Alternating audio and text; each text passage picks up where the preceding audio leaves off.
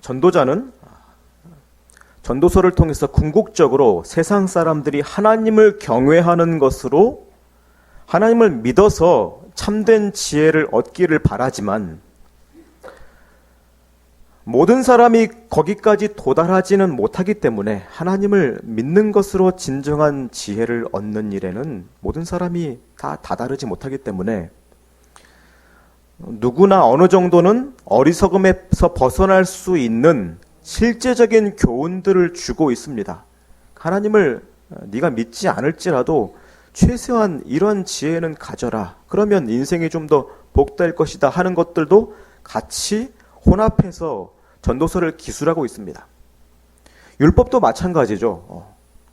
반드시 신자로서 지켜야 할 것도 있지만 하나님을 모르는 사람들이 지켜도 유익한 것이 있습니다. 십계명의 절반 가까운 내용들이. 그렇죠.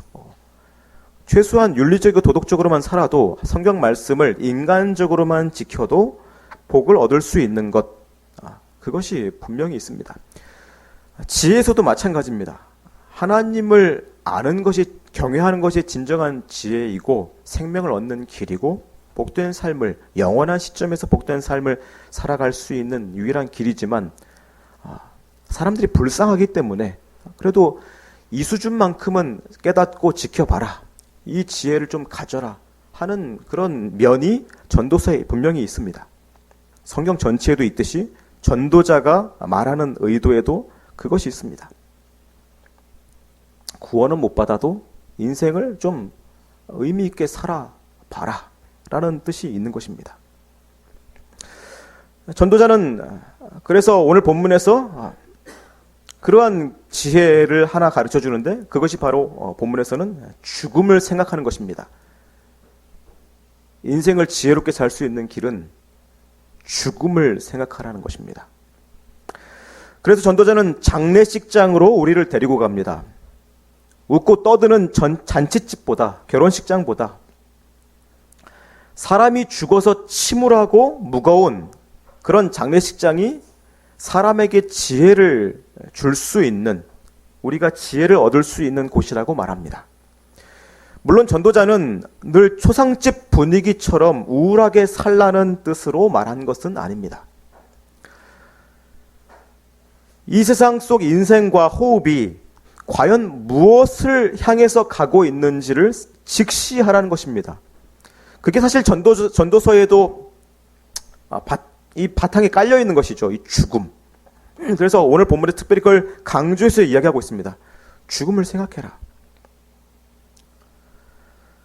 장례식장에서 죽음을 가까이 하고 누군가의 그 죽음을 생각하고 또 머지않아서 사람들이 나의 사진 앞에, 그 영정 앞에 찾아올 때를 생각하면서 그렇게 살면 그나마 어리석은 삶을 좀 피할 수 있다는 것입니다. 너의 죽을 때를 좀 생각하면서 살아라. 그러면 좀 어리석은 걸 덜 저지르면서 살 수 있다. 라는 것을 지혜라고 말하고 있습니다. 전도자는 좋은 기름보다 좋은 이름이 낫다고 말합니다.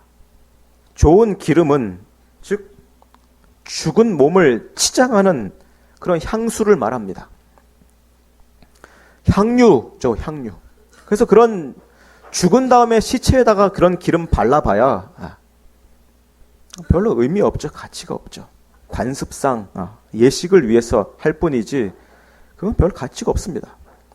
그런 기름보다 죽은 나의 이름, 누가 아무개가 죽었다 하는 그 이름, 그것을 듣고 사람들이, 나의 죽음을 들은 사람들이 어떤 느낌을 갖게 될지가 더 중요하다는 것입니다. 그게 그 사람의 평판이고 명성이고 본문에서 말하는 좋은 기름보다 좋은 이름이 낫다라는 의미입니다.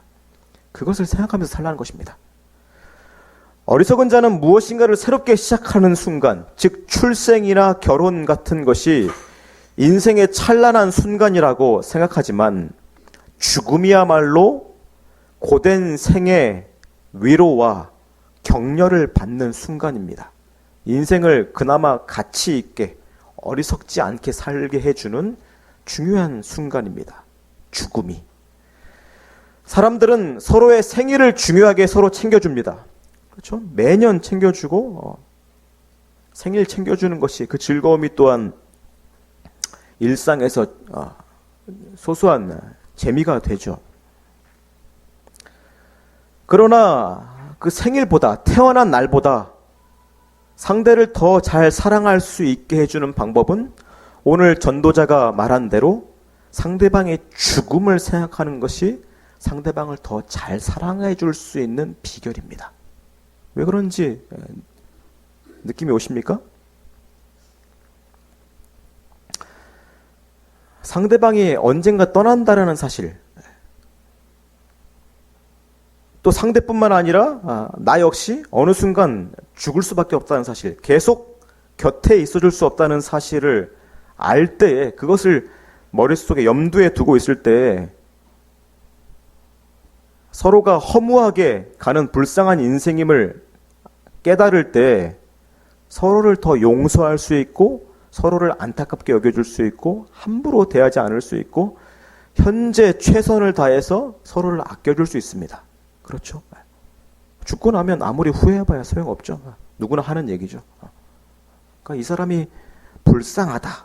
언젠가 살 날이 얼마 남지 않았다.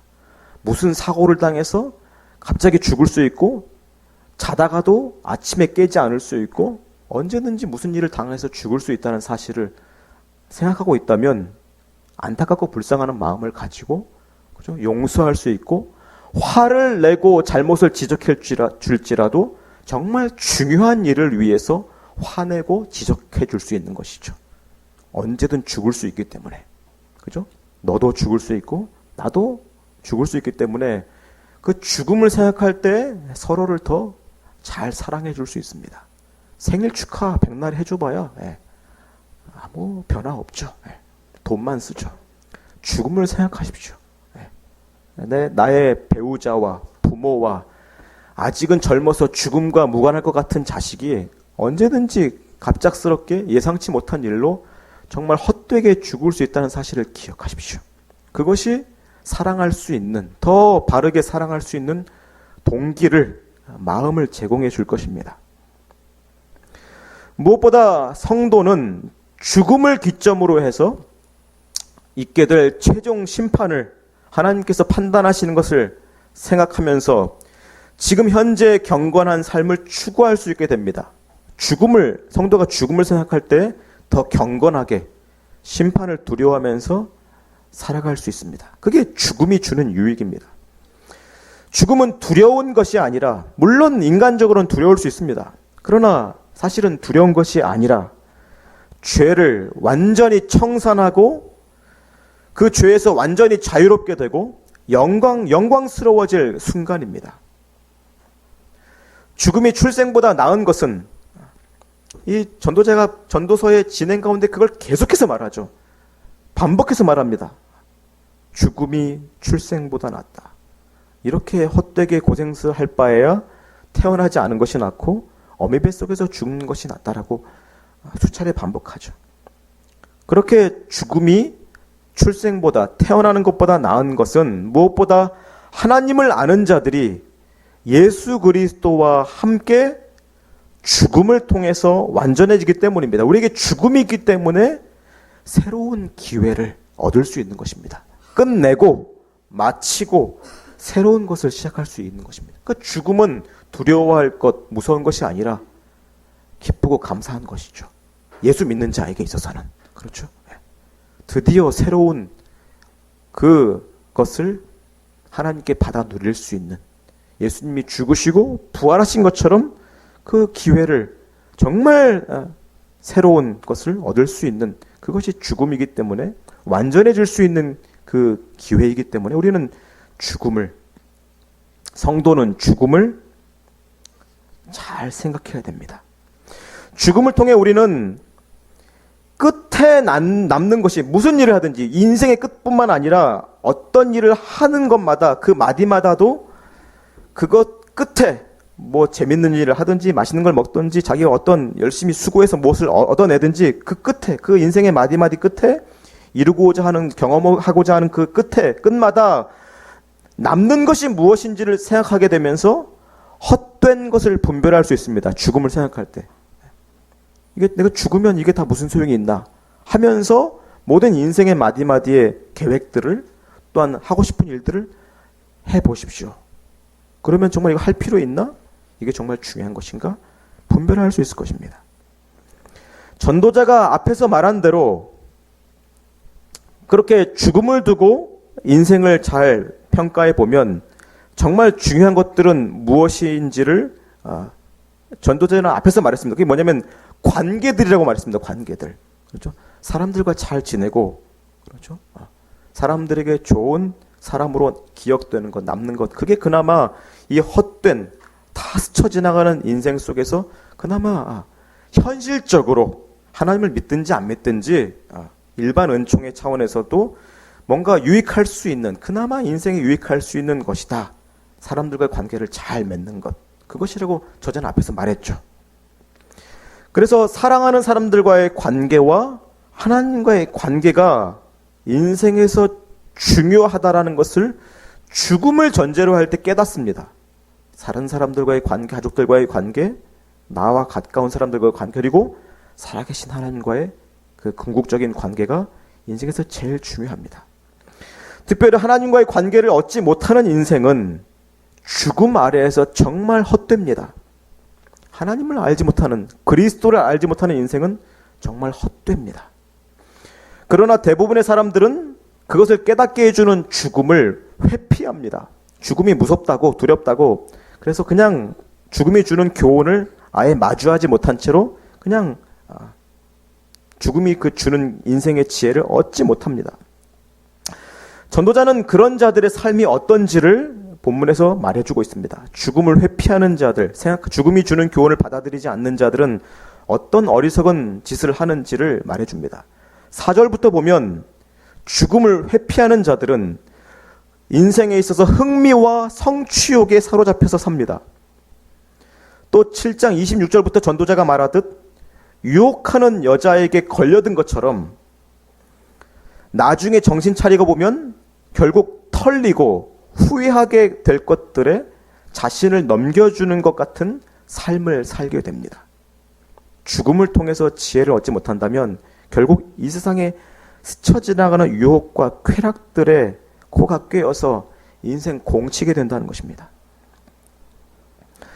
또 인생의 헛된 것들에 부풀어서 어떤 일을 시작하고 계획하고 일을 벌입니다.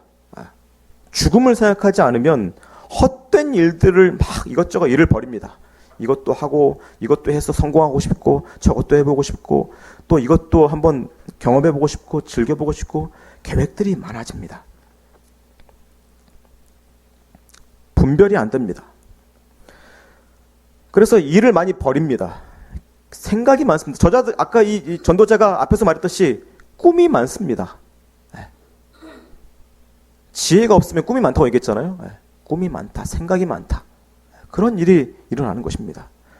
그래서 꼭 해보고 싶은 그런 버킷리스트가 현재를 버티게 해주는 그런 인생들의 낙이 됩니다. 그렇죠.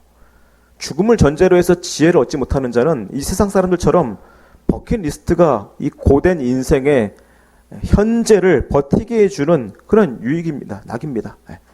그냥 주일이 예배 드리는 날이라서 기다리는 것이 아니라 쉬는 날이고 자기 하고 싶은 거 할 수 있으니까 평일을 겨우겨우 버티게 만드는, 그래서 또 휴가철에 여행 계획 잡아놓은 거, 그게 인생의 마약이죠. 참게 해주고 버티게 해주는 여러 가지 버킷리스트들. 세상 사람들이 그렇게 살아가니까 나도 그렇게 살아가는 것이 괜찮은 것이겠지, 의미 있는 것이겠지 착각을 합니다. 그렇게 사는 사람들은 끝에 그러한 계획한 것들이 끝나는 시점에도 무엇이 남는지를 생각하지 못하는 것이고, 인생의 끝, 그 죽을 때에도 무엇이 남는지를 생각하지 않는 것입니다. 다가올 죽음에서 지혜를 얻지 못하면 그저 남들처럼 살다가 그렇게 의미 없이 사라지는 것입니다. 어리석음을 쫓아가는 삶을 사는 것입니다. 다들 이런 얘기를 합니다. 네가 헛되이 보낸 오늘은 어제 죽은이가 그토록 기다리던 내일이다. 이 얘기 멋지죠? 들어보신 적 있죠? 네가 헛되이 아무렇게나 보내는 오늘이 어제 죽은 사람이 얼마나 갈망하던 그런 내일이었는지를 생각해봐라. 이 말을 멋지게 여기지만 실제로 죽은 자를 통해서 교훈을 얻는 사람은 매우 드뭅니다. 화장실에 갔더니 그 말을 또 누가 적어놨더라고요.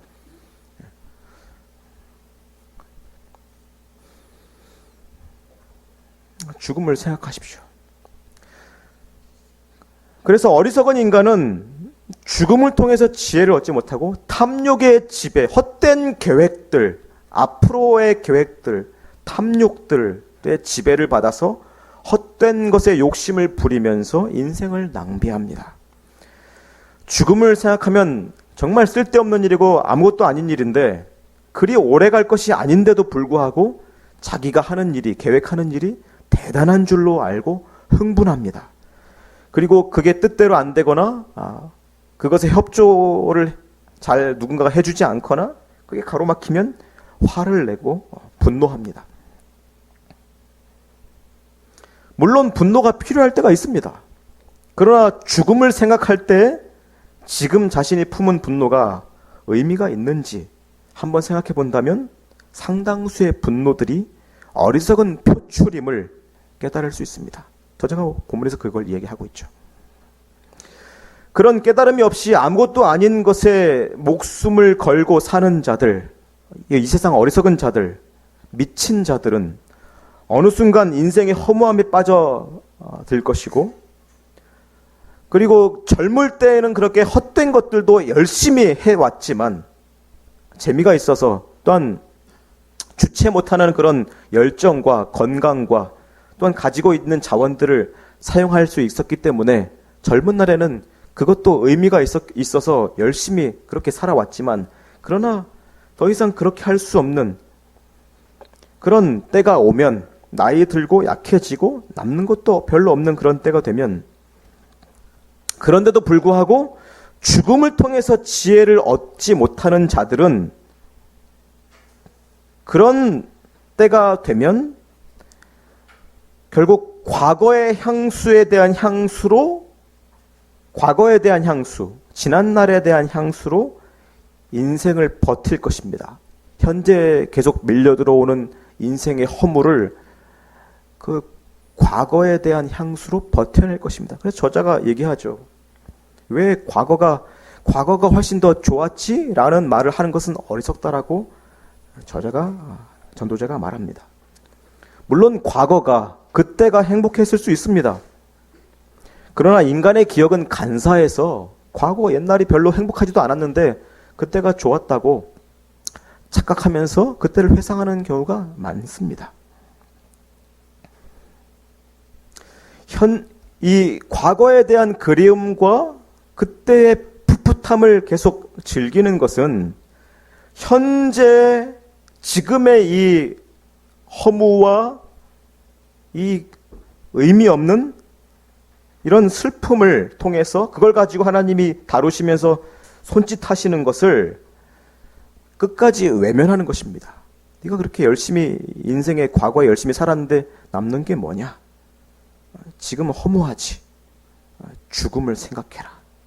네가 어디서 와서 어디로 가며 누구의 결정을 판결을 받을지를 생각하라는 기회인데도 불구하고 자신의 그 인생의 후반부에서도 그것을 외면하면서 계속 과거를 회상하면서 내가 잘 살았지, 왕년에 잘 나갔지,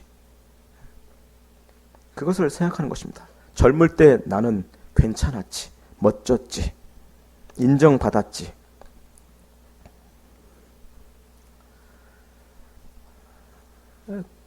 과거의 향수에 집착해서 사는 것은 하나님이 지금 현재에도 완전한 지혜를 가지고 나를 인도하고 계시고 나를 깨닫게 하시려고 구원하시려고 최선으로 지금을 인도하고 계심을 부정하는 것입니다.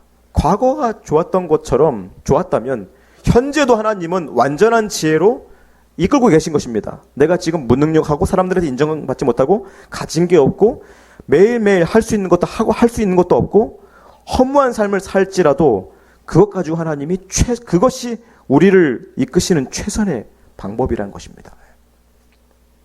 그러니까 그 하나님을 불신한다면 과거가 좋았지. 인간적으로 좋았던 과거가 계속 그 사람의 남은 여생에 양념이 되는 것입니다. 하루 동안 공상하면서 과거 추억하면서 그 과거의 추억을 더 풍성하게 할 옛날의 물건들, 친구들 만나면서 인생을 낭비하는 것입니다. 현재의 이런 고통과 그런 허무도 하나님의 통제 가운데, 허락 가운데 일어나는 일들로서 하나님의 지혜와 선하심이 죽을 때까지 계속 베풀어지고 있는 것입니다. 하나님은 주권적으로 죽음으로 우리를 다루시고 기회를 주시는 것입니다. 그것을 인정하지 않는다면 현재는 끊임없이 도피의 순간이 됩니다. 과거를 통해서 도피하든지 헛된 미래를 꿈꾸면서 도피하든지 현재를 계속 낭비하고 헛된 것으로 채우면서 도피하는 방법이 될 수밖에 없습니다. 과거와 미래는 현재 하나님이 주신 소명을 도피하게 하는 것으로 사용되기 쉽습니다. 그런 도피를 위해서 옛 향수에 젖어 있는 것은 어리석은 것입니다. 옛 추억이 우리를 미소 짓게 할 수도 있지만 진정 우리의 마음을 설레게 하고 심금을 울리는 것은 장래의 하나님 나라여야 합니다. 그것을 시작하는 죽음이어야 합니다. 전도자는 이해할 수 없는 세상의 일 중에 하나인 악한 자가 잘 되고 의로운 자가, 착한 자가 고생하는 것을 말합니다. 그는 나쁜 사람들이 사악한 짓을 해도 들키지 않고 처벌받지 않고 잘 되는 일이 있다고 해서 우리도 악인들처럼 돈을 벌고 기회를 노리려고 하는 것은 어리석은 것이라고 말합니다. 반대로 세상의 모든 악을 바로잡겠다고, 나쁜 놈들 다 처단하겠다고, 다른 사람들이 잘못한 거 다 관찰하면서 꼬치꼬치 다 잔소리하는 것, 지나치게 의인이 되려 하는 것 역시 자기를 망하게 하는 것이라고 말합니다. 악한 자들을 따라가는 것도 망하는 것이고, 지적을 잘하는 사람 역시 모두에게 미움을 받게 되기 때문에 그런 화를 자초하지 말라고 전도자는 말합니다. 그러나 그것은 악을 비판하지 말고 모른 척 하라는 뜻은 아닙니다. 자기만 옳은 줄 착각하지 말고 교만하지 말라는 뜻입니다. 어느 정도 죄의 실체를 알고 이상을 품지 말라는 것입니다. 지난 시간에 그런 얘기 했었잖아요. 이 세상에 대해서 하나님으로부터 지식을 하나님의 설명을 듣지 않는다면 이 세상에 대해서 죄에 대해서 지나치게 놀라고 또 헛된 이상을 가지고 이상을 바꾸려고 사람의 노력으로 고치려고 하는 것이 여기서도 계속 그 지혜가 연결되는 것입니다. 이 세상 사람들 죄 다 고쳐줄 수 없습니다. 적당한 선에서 지혜롭게 그 사람에게 스스로에게 기회를 줄 수 있는 차원에서 잔소리를 해주고 지적해 주는 것이죠.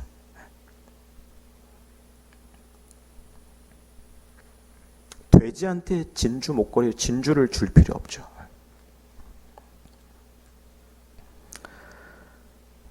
그래서 어리석은 그런 극단적인 죄에 대해서 극단적인 그런 처신을 하지 말라는 것입니다. 그래서 전도자는 18절에서 하나님을 경외하는 자만이 어리석게 악인을 따라하거나 반대로 자기 의에 근거한 정의감에 불타올라 남들을 괴롭히지 않을 수 있다고 말합니다. 전도자가 말하는 지혜를 소유하지 못한 자, 즉 하나님을 아는 것, 하나님을 경외하는 것으로 얻을 수 있는 진정한 지혜를 소유하지 못한 자는 죽을 때 사람들에게 감명을 주지 못할 것이고, 아유 저 사람 골치 아픈 사람이었는데 잘 죽었다 하는 그런 평판, 그 이름을 갖게 될 것이고, 또한 하나님을, 그 죽음 뒤에 하나님을 심판하시는 하나님으로만, 그 두려움으로만 경험하게 될 것입니다. 성경에는 죽음이 가득합니다. 성경이 좋은 얘기 많이 하는 것 같지만, 물론 좋은 얘기 많지만 죽음에 대한 이야기가 가득합니다. 성경에는 자세히 잘 보면 창세기의 첫 시작부터 하나님이 사람에게 하시는, 사람 사이에서 하는 이야기에 죽음이 등장합니다. 그죠? 이거 안 지키면 죽는다. 죽는 얘기부터 시작하십니다. 하나님은. 그리고 실제로 죽죠. 그리고 그 영적으로 죽을 뿐만 아니라 실제 육체적으로 죽이는 일이 사건으로 나타나죠. 몇 장 지나지 않아서. 그리고 또 몇 장 뒤에 가면 족보가 죽음으로 점철되는 것을 계속 볼 수 있습니다. 죽고. 하나님께서 자기 백성들을 교훈하실 때 좋은 말로 하실 때도 있지만 대부분 죽음을 통해서 경고하셨고 죽음을 생각하게 하시면서 하나님은 가르치셨습니다. 죽음에 직면하도록 하셨습니다. 아브라함에게는 죽음을 뜻하는 할례를 요구하셨고 또 이삭의 죽음을 요구하셨고 요셉도 죽음에 처하게 하셨고 출애굽할 때 광야 생활 전체가 사실 죽음의 위협 속에 있었습니다. 10가지 재앙도 죽음이었고 출애굽하는 과정도 죽음이었고 광야 생활도 죽음이었고 하나님은 늘 죽음 가운데서 인도하셨습니다. 예수님께서도 죽음의 위협 가운데 나셨고 그가 와서 죽으리라는 그런 예고 속에서 태어나셨고 죽음 속에서 태어나셨고 또한 죽음을 향해서 사셨습니다. 그렇죠? 자기 제자들한테 죽을 것에 대해서 계속 이야기하셨죠. 제자들은 듣기 싫다고 했는데 그걸 계속 이야기하셨죠. 죽음에 대해서. 우리도 죽음을 가까이 하면서 삽시다. 하나님 백성은 죽음을 통해서 교훈을 얻는 자, 지혜를 얻는 자입니다. 전도자가 오늘 본문에서 권면한, 그리고 사실 전도서 전체를 통해서 깨닫게 하려는 중요한 교훈 중에 하나인 죽음. 이 죽음을 가장 잘 실천하시고 살아내셨던 분이 바로 예수님이십니다. 죽음을 가까이 하신 예수님은 세상의 악을, 오늘 전도자가 본문에서 말한 대로 이 세상의 악을 자신의 인생 동안 해결하시겠다고 하시지 않으셨습니다. 나쁜 놈들 만나시고 이 세상의 악한 자들 만나실 때 다 혼내주거나 벌 주시거나 다 바로잡으시거나 하지 않으셨습니다. 십자가에 달리시기 전 그 가까울 때 자신을 잡아가도록 하게 하시기 위해서 사람들에게 더 그 종교자 지도자들의 분노를 일으키기 위해서 일부러 그 성전에서 소란도 일으키시고 그들의 그런 양심을 찌르는 죄를 건드리는 그런 말들을 하셨을 뿐이지 일부러 그렇게 하신 것이지 예수님은 사시는 동안 전도자가 오늘 본문에서 지적한 대로 사람들의 죄를 다 지적하시거나 다 고치시고 바꾸시려고 하지 않으셨습니다. 내버려 두셨습니다. 그냥 죄 짓지 말아라. 어느 적정한 선에서 지혜롭게 말씀하셨죠. 또 예수님은 죽음의 전제 아래서 돈과 탐욕의 지배를 받지 않으셨고 또 어리석은 일들에 분노하지 않으셨습니다. 전도자가 말한 대로 어리석은 일들에 분노하지 않으셨습니다. 그리고 예수님은 과거의 추억에 매여서 살지 않으셨고 우리의 구원과 하나님 나라를 소망하면서 장래를 바라보시면서 걸어가셨습니다. 죽음을 향해서 걸어가셨습니다. 전도자가 말한 것들이 예수님 안에서 그대로 이루어지죠. 전도자가 죽음으로부터 지혜를 얻으라고 말했지만 물론 죽음보다 생명이 낫습니다. 생명이 좋은 것입니다. 그러나 죽음을 진지하게 생각하는 이유는 전도자가 말하는 대로 성경이 말하는 대로 예수님이 사신 대로 그렇게 죽음을 잘 생각해야 되고 다뤄야 되는 이유는 우리에게 있는 이 생명이 완전한 것이 아니기 때문입니다. 참된 생명을 얻기 위해서 죽음을 잘 생각하고 준비하고 그 죽음을 가까이 하고 교훈과 지혜를 얻어야 됩니다. 죄인은 참된 생명을 얻기 위해 죄에 대하여 죽어야 합니다. 그리고 결국 다가올 육신의 죽음도 잘 생각해야 됩니다. 죽음 아래에서 우리의 이 죄가 다루어져야 하고 죽음을 통해서 죄는 심판되어야 합니다. 우리는 심판되어야 합니다. 심판받아야 됩니다. 하나님을 떠난 인간이 아무리 날뛰어도 이 죽음 아래에서 허무할 수밖에 없음을 또 인간이 아무리 지혜를 짜내고 꾀를 써도 이성적으로, 과학적으로 또 모든 능력을 다 가지고 살아도 하나님 아래에서, 이 죽음 아래에서 한계가 너무나 분명한 것을 깨달아야 됩니다.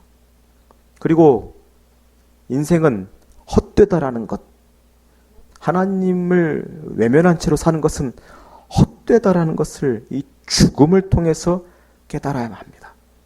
그래야만 우리는